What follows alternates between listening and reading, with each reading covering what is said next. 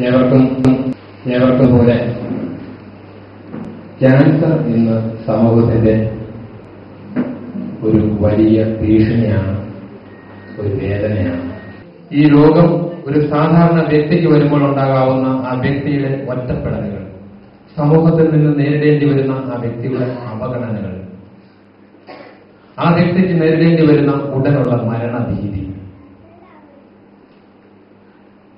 ആ വ്യക്തിയുടെ അജ്ഞതയും ഭീതിയും ഒക്കെ മുതലാക്കിക്കൊണ്ടുള്ള ആ വ്യക്തിക്ക് നേരിട്ട് ചെല്ലുന്ന ചൂഷണങ്ങൾ, ഇതെല്ലാം സമൂഹത്തിന്റെ വൃത്തികെട്ട ക്യാൻസറുകളാണ്. യഥാർത്ഥത്തിൽ ശരിയായ ക്യാൻസറിനേക്കാൾ വലിയ ഭീകരമായ വെല്ലുവിളികൾ യഥാർത്ഥത്തിൽ ഈ ക്യാൻസറുകളാണ്. ഇവിടെ ഓരോ ക്യാൻസർ രോഗിയാകുന്നത് അവന്റേത് മാത്രമായിട്ടുള്ള കുറ്റം കൊണ്ടല്ല,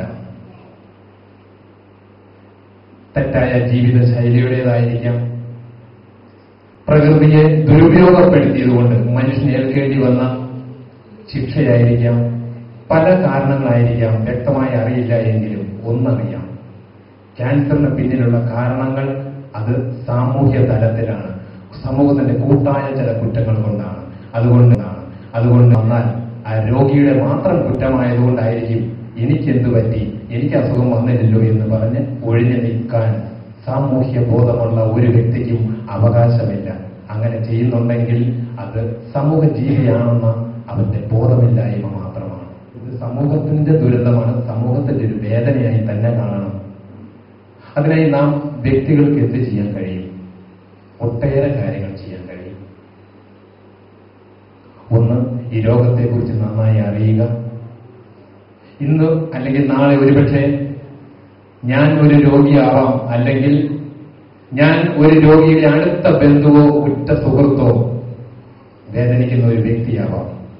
ഇതിൽ നിന്ന് എനിക്ക് മോചനമില്ല എന്നത് മനസ്സിലാക്കി ഈ രോഗത്തെക്കുറിച്ച് നന്നായി അറിയുകയും അതിനുള്ള പ്രതിവിധികളെക്കുറിച്ച് മുൻകരുതൽ എടുക്കുകയും മറ്റുള്ള ഒരാളെ ഇത് പറഞ്ഞ് സഹായിക്കുവാൻ കഴിയുകയും ചെയ്യുക. ആ വിധത്തിൽ നാം ഓരോരുത്തരും പ്രാപ്തരാവേണ്ടതുണ്ട്. പഞ്ചായത്തായാലും മാതൃസംഘടനയായാലും കുടുംബശ്രീ ആയാലും പള്ളി തലത്തിലായാലും രാഷ്ട്രീയ തലത്തിലായാലും വ്യക്തിപരമായിട്ടുള്ള സമീപനങ്ങളൊക്കെ നടത്തിയപ്പോൾ ഇന്ത്യൻ ക്യാൻസർ കെയർ മിഷന്റെ പ്രവർത്തകർക്കുണ്ടായ അനുഭവം വളരെ സ്വാഗതാർഹമാണ്, പ്രോത്സാഹനജനകമായിരുന്നു.